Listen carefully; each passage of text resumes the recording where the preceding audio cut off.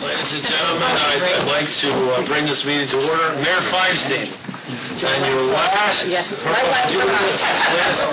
you lead us in the Pledge of Allegiance, please?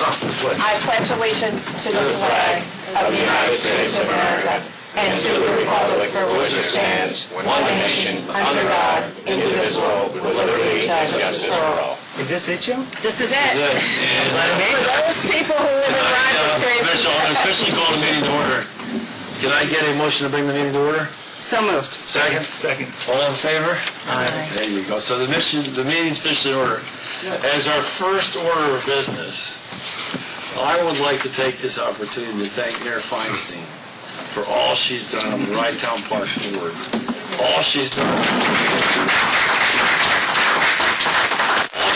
to reach out to good relations in Portchester and the city of Rye and the village of Mamaroneck. We've worked together on the Rye Town dissolution, where we've had the village of Mamaroneck, the village of Portchester, and the village of Rye Brook working together. We worked together in the Rye Town Park. And what I can say in confidence and that Mayor Feinstein has always worked for the best interests of all concerned. She's worked tirelessly. She's the one person that reads all the documents before they get here.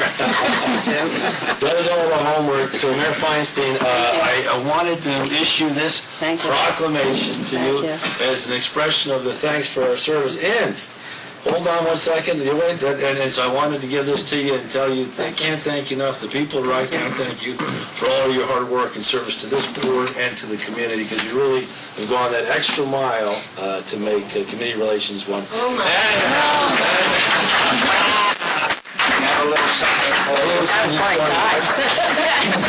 I wanted to do it before I forget, because we're getting there. Thank you so much. Thank you very much. Thank you so much. Thank you, Joe, Supervisor Carvin. Thank you to my fellow board members. It's really been a pleasure to serve here. We've had a lot of fun. A lot of controversy from time to time. I never thought 5 years ago when I served on the Rye Town Parks Commission that some of these meetings would be longer than our own meetings at the Village of Rye Brook. But it really has been a pleasure to serve. I think that service is really so important to give back to the community. But as you all know, I believe in term limits, and that's why I decided not to run for another term.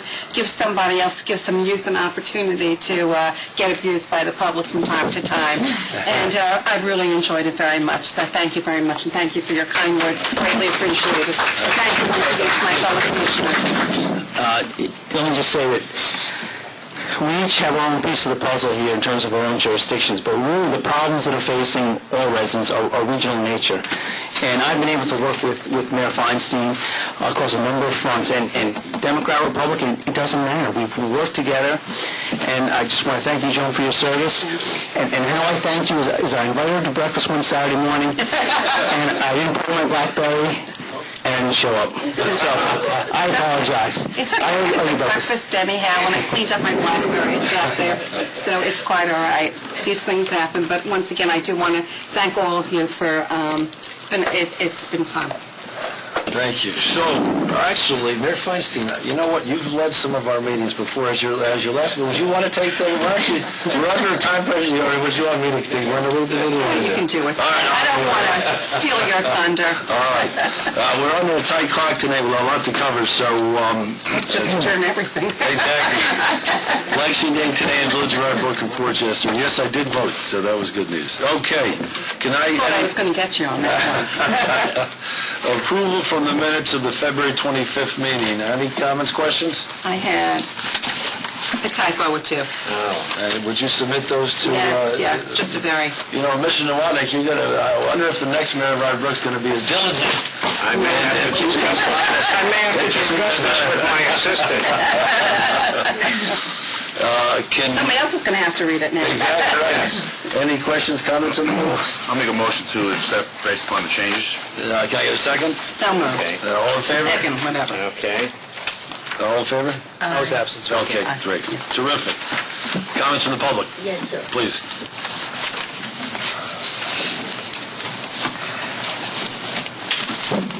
The most wonderful thing about Oakland Beach are the concerts.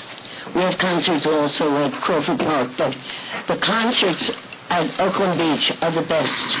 underneath the pavilions. I just hope Sandy hasn't murdered us for this year, because the concerts are incredible. I love when I have the time to come and help Bill Lawyer hand out the programs at the concerts. And people love to come for the concerts. They bring their chairs, we have chairs and everything, and it's wonderful. But we never have enough concerts, as far as I'm concerned. We have concerts every week for the time that Oakland Beach is open. And it's very hard sometimes to get them, I know. I asked Bill about that, and he's trying very hard about that, but Well, Goldie, I think God we have bless to the know, concerts. we have a list, I think we're up to 6 concerts now? 7. 7? Goldie, you keep your out. That's not enough. So I think we've gone from 4 or 5 to 7, and so we are listening. Well, see, I'm on the entertainment committee for Portchester, and I work with Andrew Bino on the entertainment committee. Music is key. Without music, we're dead. And we get the concerts and people playing, and it's just wonderful. And it's wonderful to watch the sun go down or the moon come up. And it's just beautiful there. It's the most beautiful place in the whole area, and the bluest water. So whatever we can do, please remember. Thank you so much, Goldie. Thank you, thank you. Please.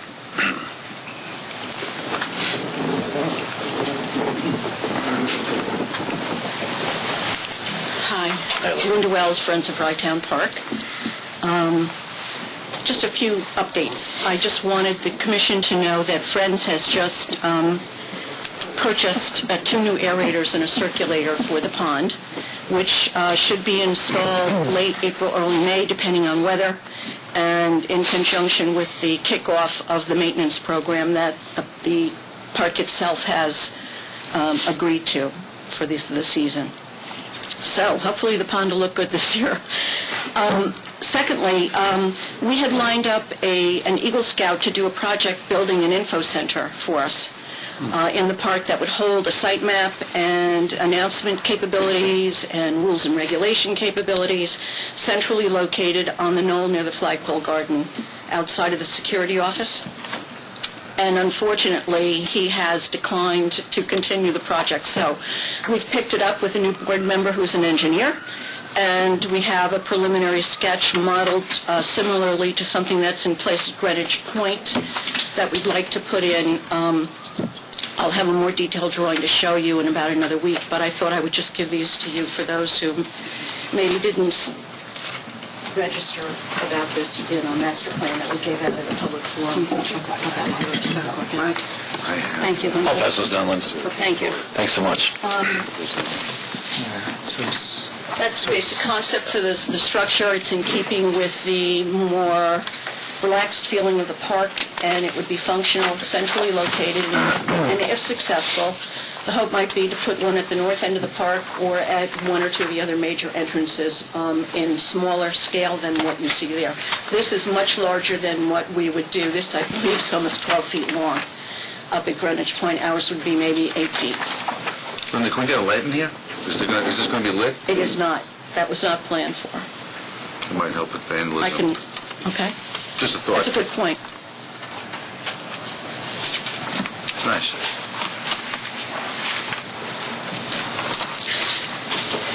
And our hope would be to get this design in place to you and actually installed before the season opens. It's a little ambitious at this point because we were caught unawares with the Eagle Scout. So we're hoping to get it in before the park opens.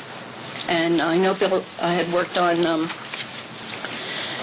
canvassing somebody who could do a site map for us, and something that would be reproducible in different sizes and different media, maybe even in a brochure that's a handout to the public as they come into the park at the parking booth, so that they know where security is, where the restrooms are, where the duck pond is, where the concession stand is at the north end, where the lifeguard and first aid areas are, where Lost and Found is, things like that. So much like you see a site map in the shelter here from Greenwich Point, there would be something similar with a legend attached for the park, so that visitors would all know, what to do and where to go. Just a quick question. Where on the north entrance do you anticipate putting it? You haven't decided yet? It would be inside the park confines. It would be probably close to where one of the new benches went in last year, Okay. on the lawn opposite the stairs to nowhere. Okay. That's the thought. But because the major thoroughfare into the park seems to be this area, both from a pedestrian vehicular standpoint, it made sense to start there and see if the concept worked.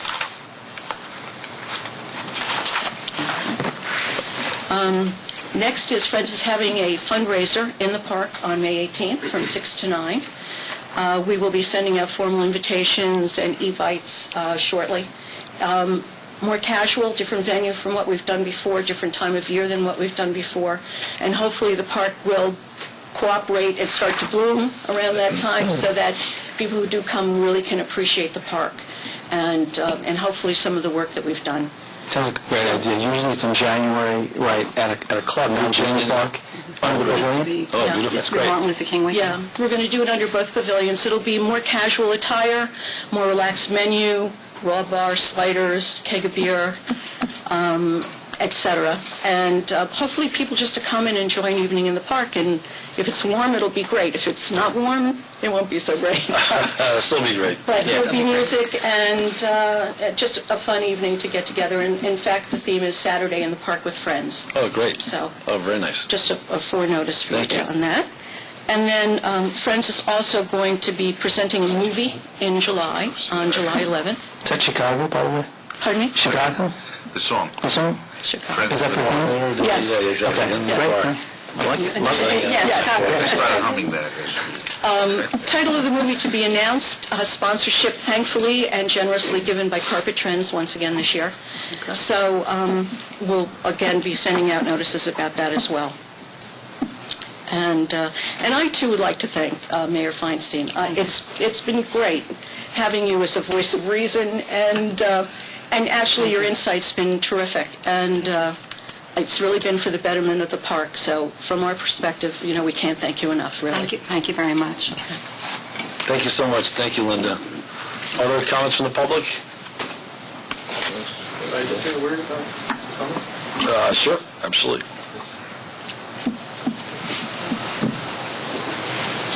Yes, since we've been talking about the events at the park, our goal this year is to have an all-inclusive schedule of events, which will be available when the park officially opens for the swimming season in May, and it will include the outdoor movie. We're also having Shakespeare in the park again this year with Taming of the Shrew. Do you have a date for that? Yeah, well, pretty sure it's going to be August 2nd.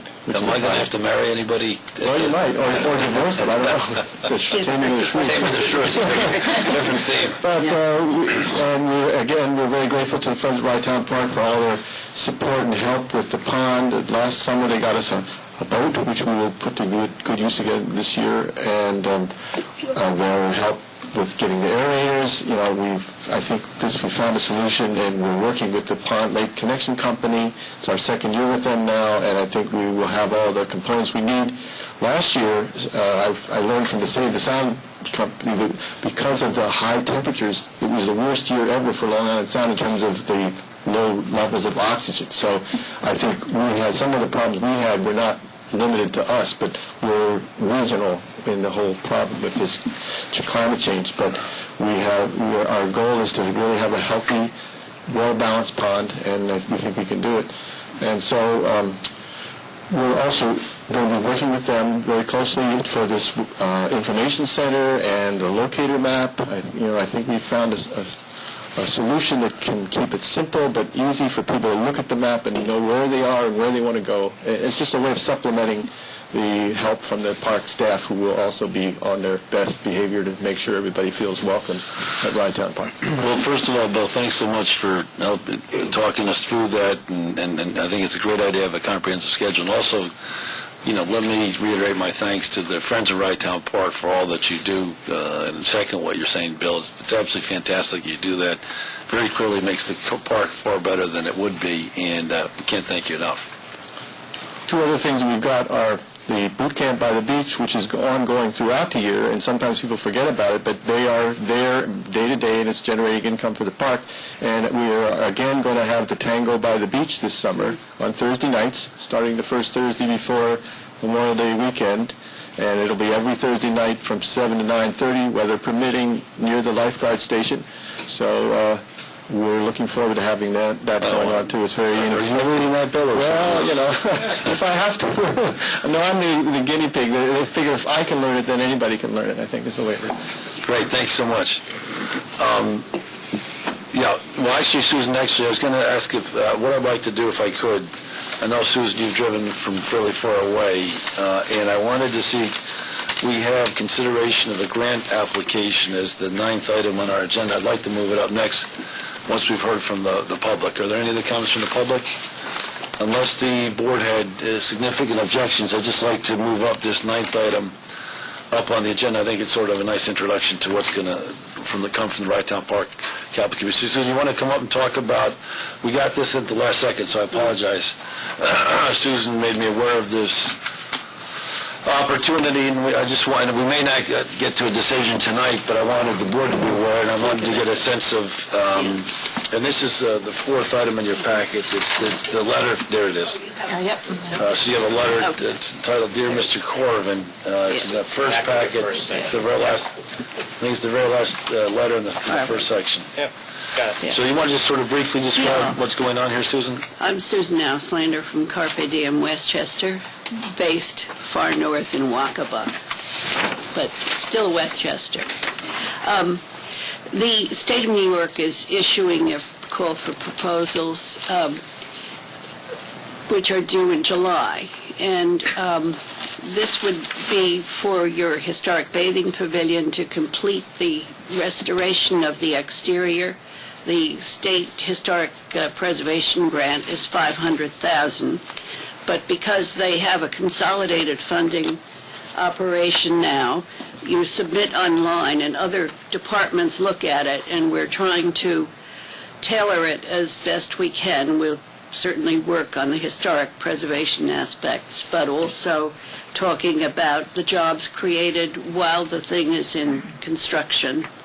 It's a $3.2 million project, and so you may pick up, in addition to the $500,000 from the State Historic Preservation, additional monies from other departments such as labor, hopefully. Again, I would work on a success basis, which I have done before, so you incur no major obligations. You may have some small, under $100 funds for FedExing stuff up to the state that cannot be sent electronically.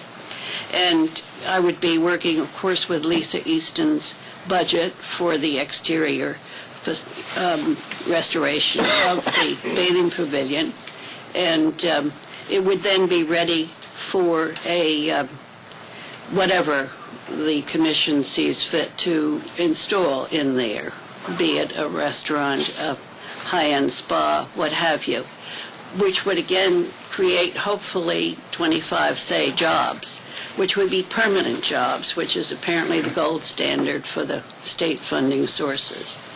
So that's it in a nutshell. When would we have to make a decision on this, Susan?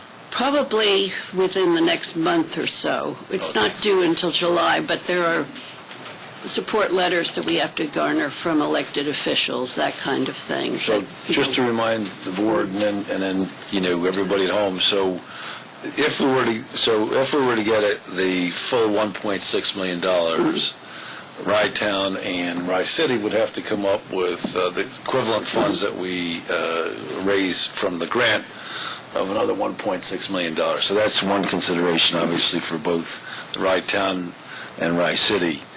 That's one thing. Now, well, that's the whole grant. Then if it were just the 500 that you would get, it would be 60-40 on the match. So there's two questions that come to mind for me. Well, so one was the timing. The other question I had is, and we're about to hear from the Rye Town Capital Committee, let's assume for argument's sake there was a private group that came in and decided that this was helpful to their project. Could they come up with the $1.6 million, or would we have to come up with the $1.6 million? It could be a blending of sources, or it could, if you had the 1.6, that would be great. I queried the state grants officer at Historic Preservation, and she said that they welcome public-private partnerships. So that would be, Well, since this is just being presented to the board this evening, what I'd like to do is give my friends from Rye City some time to think about this, and then I'd not come up with an answer tonight. Let's hear from the Rye Town Capital Committee, but I did want to get on the agenda so you could present this, Okay. and then come back to you. But let me ask if anybody has any questions, please. Sure, yeah. I have a couple questions. One of them is the grant exclusively for exterior renovation? Is that what you're seeking in the grant, or interior renovation as well? The interior of the bathing pavilion is not a National Historic Landmark. The exterior is. So you'd be free to do whatever, taste and good sense dictated on the interior. But the exterior is really what we're approaching with the $3.2 million figure. Okay. And another question I had was, if there is a use that comes from the Capital Committee proposal, and that use requires some alteration to the building, what would happen to this grant that we're seeking here? Would we be able to use the grant in that circumstance if there were exterior alterations that needed to be done in conjunction with a potential public-private partnership? That I'd have to check, in all honesty. It depends. I think the idea of landmarking is to have something stay pretty much the way it is. And, that would really depend on, I guess, the ruling from Albany at that point. It's my understanding with I don't know that much about historic preservation. Lisa Easton would know the most, but there's certain constraints about what can and cannot be done. Yeah. And I think the parameters are pretty much set. Within Print, and I don't know Well, if the there's... Secretary of the Interior has standards for historic preservation projects. So, Well, that's precisely why I wanted to get this on the agenda for tonight, because as we think through the other option, we will have to... Question. Please. My only question is, there's obviously a matching, whether it be a private or public who matches. Let's assume worst-case scenario. We get good situation, you get the grant. Bad situation, we haven't gone forth with our partnership or the RFP or whatever else.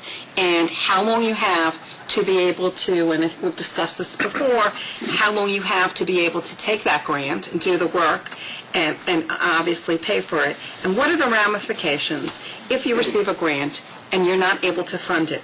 Is it going to be difficult to get different grants going forward? Would it have a chilling effect? it might possibly... I mean, those are things that have to be thought about. Yeah. You go for it, you get it, good news, you get it, bad news, you can't fund it. And then in the future, you may have a situation where you really want other grants, and they said, well, you turn this one down. I know we dealt with that in Rybrook on a situation where we felt that we were coming up against some money, and if we didn't use it, we would... Well, I think the governor is sort of sweeping. There are a lot of, 4-year-old, 5-year-old awarded grants out there sitting in the bank or wherever it sits. That haven't been... And he's saying, come on, guys, we're going to sweep this in. We want to, take advantage of the money and use it now when people are ready to go forward. I think the other thing is, though, but I think the reason we didn't move forward with Susan's proposal when she was before us several months ago was precisely because there wasn't sufficient money to really get the whole job done. And two, we weren't confident. I think it has to be the larger perspective of what we're about to hear. And I think it's going to have to be a comprehensive solution. So unless we are confident, for me, obviously it's a sacrifice for both of us. I think if somehow we're able to pull these monies in to get a comprehensive park-altering solution, we would do it. If it were just a bathing pavilion, I think we probably would be more. It'd be more difficult. But in no case would we move forward unless we knew that I had the monies from the municipalities. Yeah. That makes sense. I Yeah. mean, and just to, if we are going to have follow-up on this at the next meeting, I don't know if that's what you're suggesting, but I think that the park is on a National Register property, right? It's not a National Historic Landmark, right? It's not an NHL. Right, so, and I do know that there are ways to make alterations to historic buildings that are consistent with the standards. That would be a question Lisa could answer better than I, and unfortunately, she's meeting with another client of ours in Brooklyn as we speak.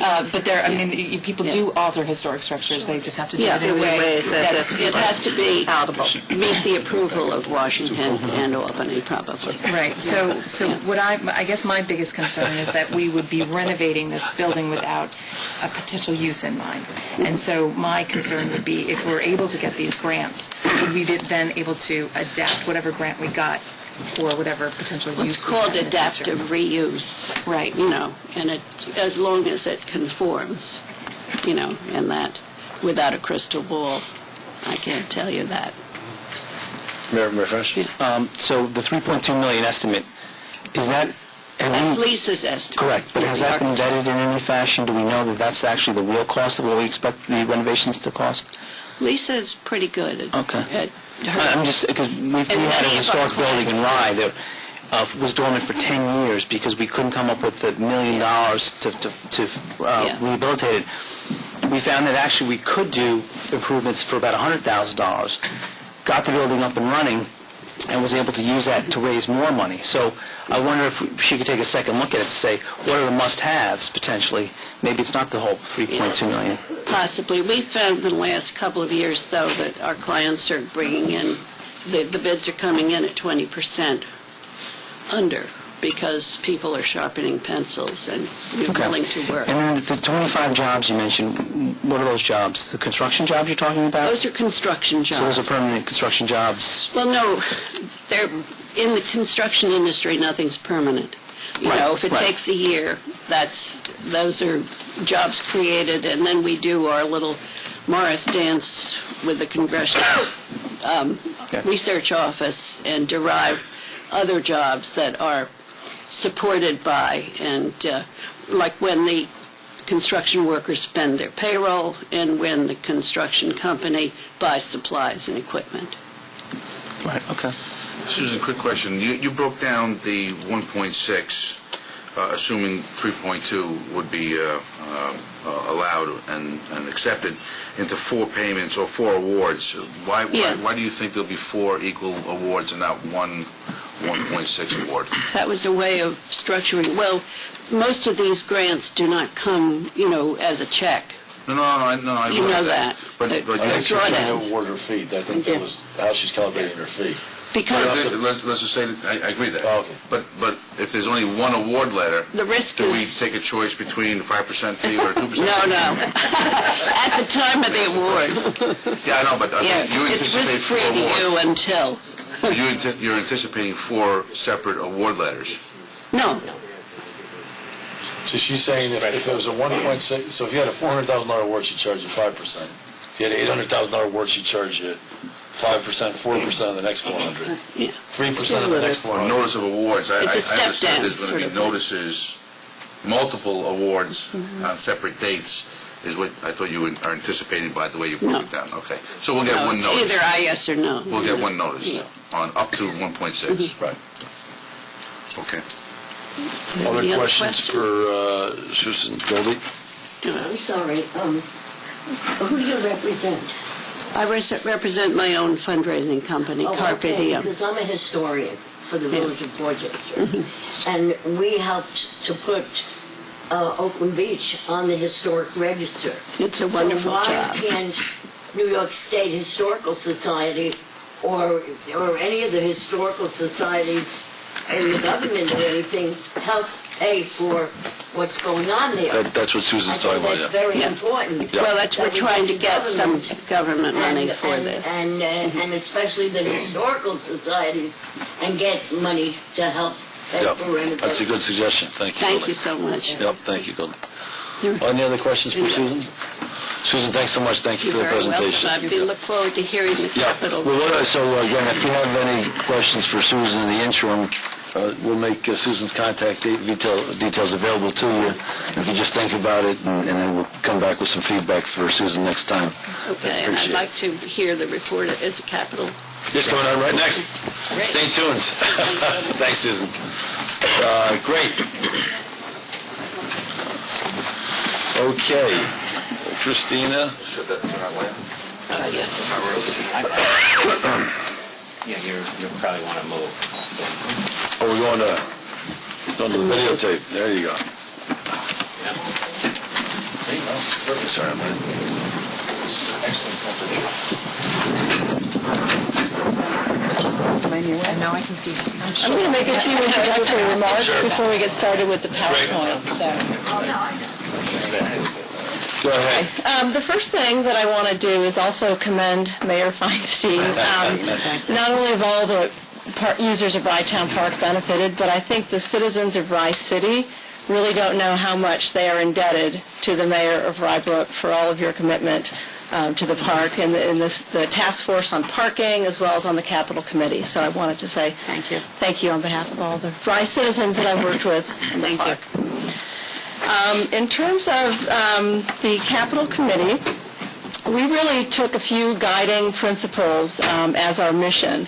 The first was fairly prosaic, to create some additional revenues to help fund badly needed capital expenditures at Rye Town Park. The second grew out of a discussion that the Commission had in terms of how do we create the proper guardrails? How do we make sure that any development that happens at Rye Town Park is responsible and is sensitive to the environment, to the historic integrity of the structure, to the neighborhood? So that was another principle that we looked at. And thirdly, I just wanted to add that a building that's not used becomes a relic.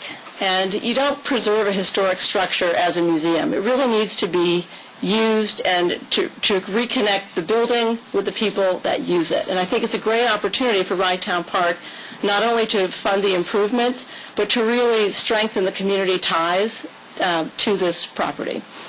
I will introduce in a minute Dan Tartaglia from our committee, who will be making the PowerPoint presentation. I also wanted to recognize Christina Collins in the audience. She's from Rye Town, and she's on our committee and has really helped tremendously. And lastly, say that our committee would hope that we can continue with this process to continue to work with the Commission to help evaluate the proposals and really see it through to the end if that's something that the Commission would like. Great. Thank you. And so I'll turn it over to Dan. Thank you, Christina. I'd like to also reiterate my thanks to Mayor Feinstein for many years of service in the village of Rybrook and on the Rye Town Park Commission.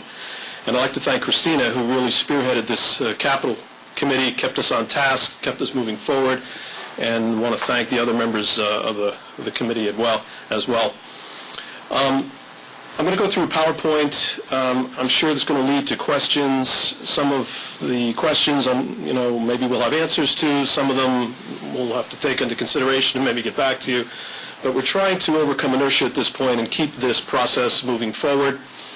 As Mayor Feinstein indicated at your last meeting, having met with us and looked at a preliminary RFP, what we tried to do, as Christina had indicated, is stay flexible, because we want to cast as wide a net as we can to get as much response to this as possible in order to be able to pick and choose what's best for the park in the Commission's opinion, of course.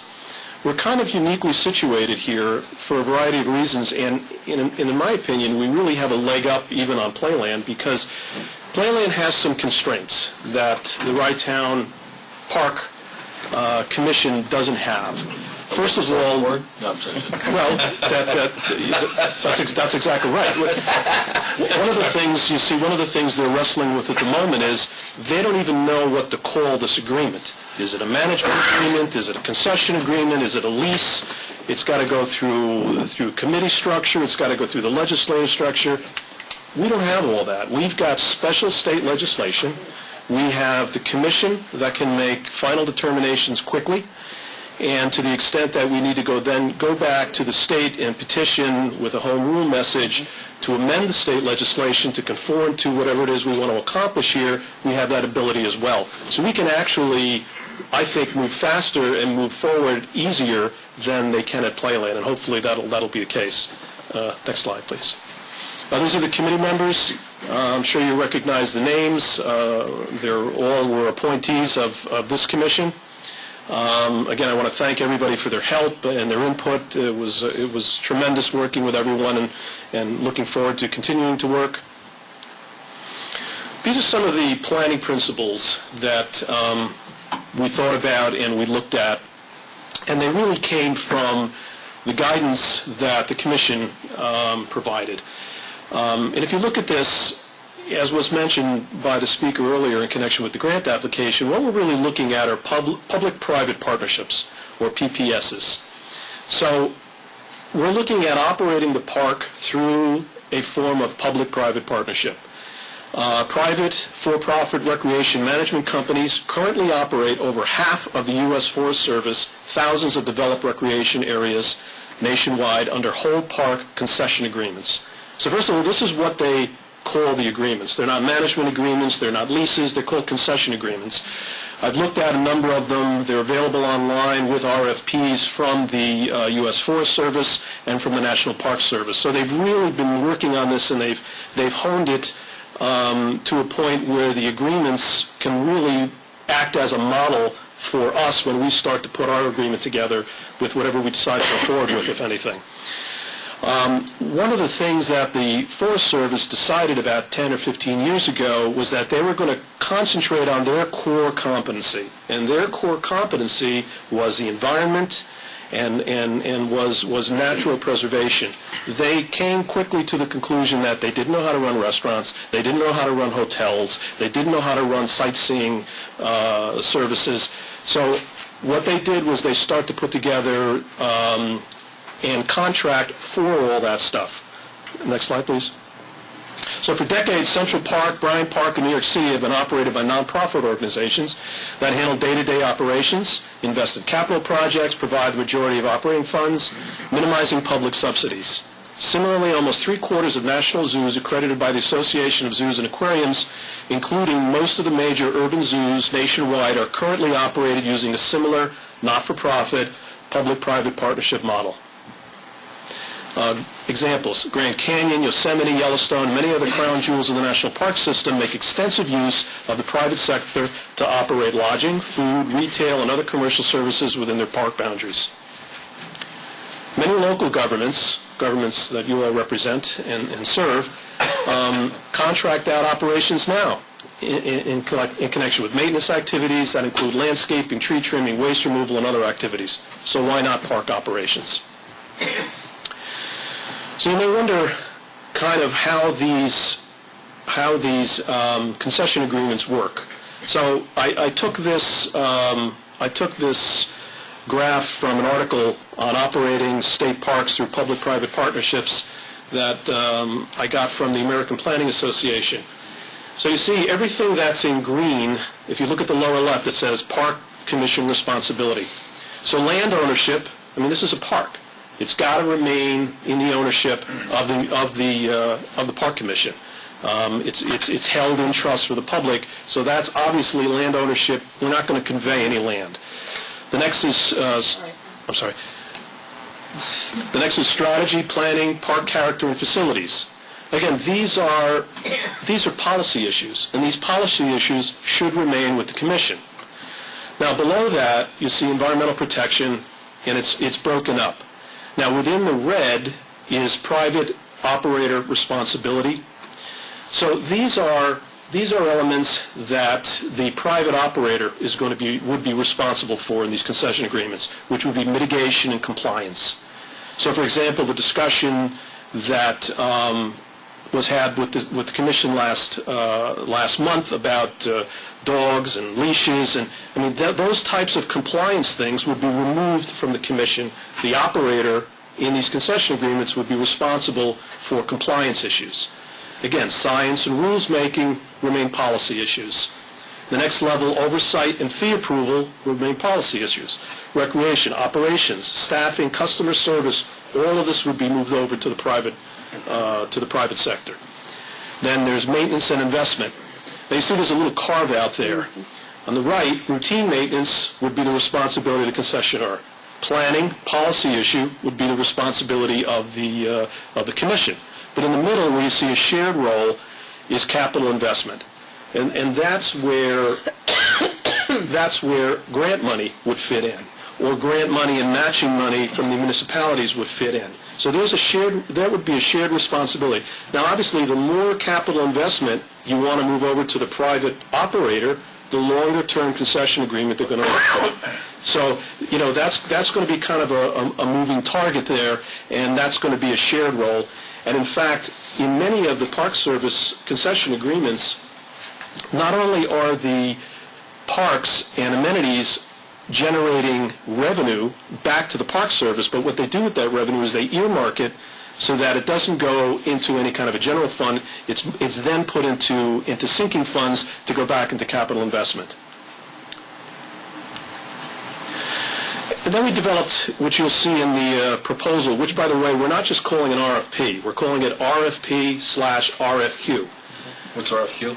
Qualifications. So we're looking for requests for proposals, and we're looking for requests for qualifications. We want to make sure that not only do we get a good proposal and the right proposal, but that we get the best operator we can find. And again, the flexibility of the proposal is such that people can come in and make a proposal for a tiny little piece of the park or operate the whole park. We're trying not to limit it.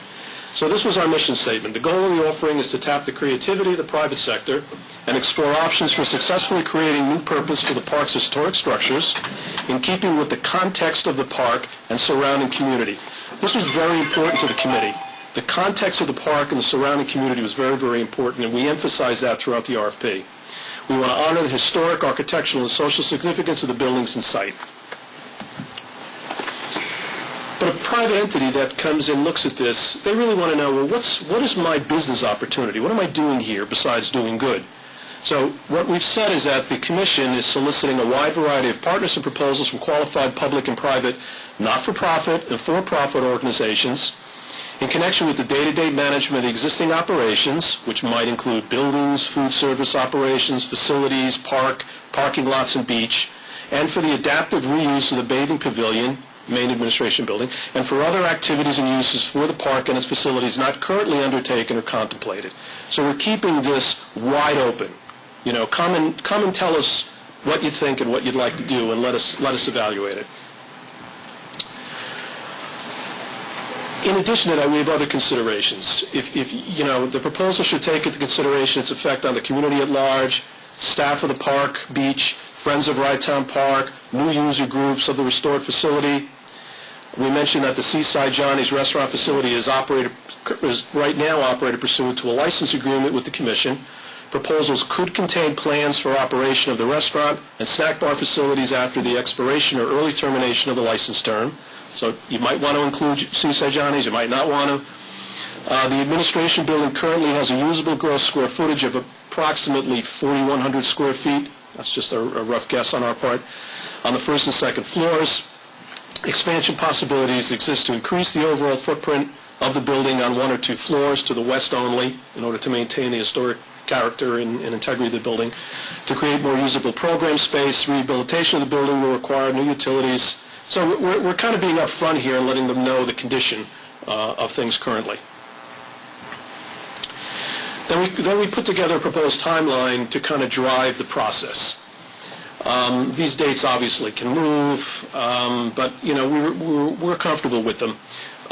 Pre-proposal information meeting, site visit for interested parties, deadline for submission of written questions, date written questions will be answered, RFP, RFQ submission deadline, top proposals selected, notifications sent, presentations by top proposers, and selection of the top proposal.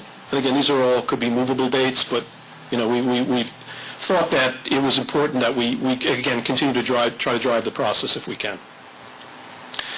Now, one of the things that we considered that will be new to the Commission is the involvement of planning consultants. I mean, up until this point, the committee has done all of its work on its own through the volunteer efforts of its members with no cost to the commission.